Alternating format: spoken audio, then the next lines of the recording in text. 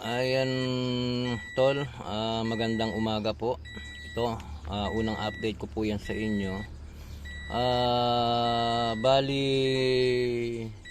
kasalukuyan ko pa lang po siyang uumpisahan ngayon. Check upin natin. Ayan. Nakalitaw po yung kanyang oil, oh. Yung takori niya pagka sinusi ko.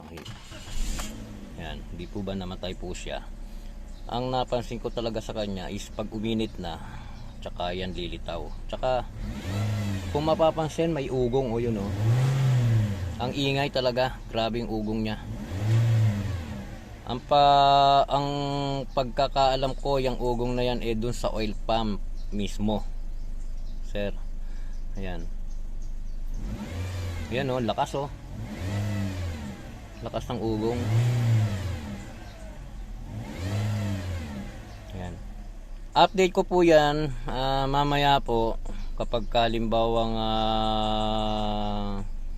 kakalasin ko na yan o bubuksan ko na, i-update ko po uli kayo. At yan, may video naman din po uli. Yan, oh. Yan yung ugong, oh. Dapat mawala yung ugong na yan. Gumaganon. Lakas, oh.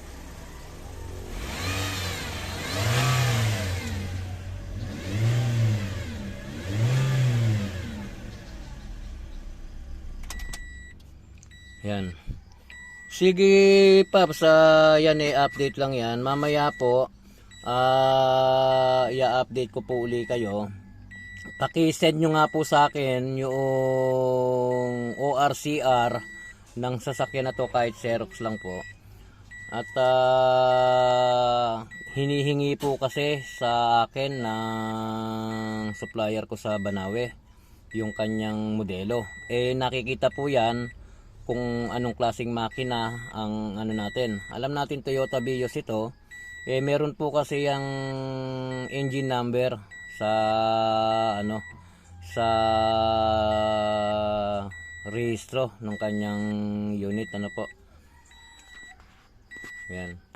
Para po in case kung ano man ang makita kong ma-advise ko rin po kayo para po malaman natin kung magkano po yung pyesa na o-orderin ko po kung sakasakali.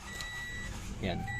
Sige po sir, magandang umaga po. Update lang po yan. Yan po yung unang update ko po sa inyo para po Tapos isa sa mga napansin natin sa kanya, ayan, tinanggal ko yung takip. Ito yung takip mo.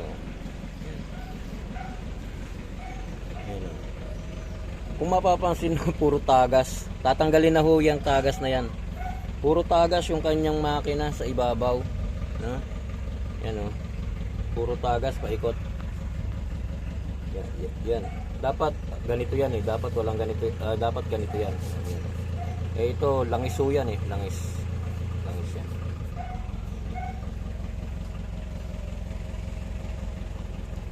Sige po, magandang umaga po at update lang po yan, Paps.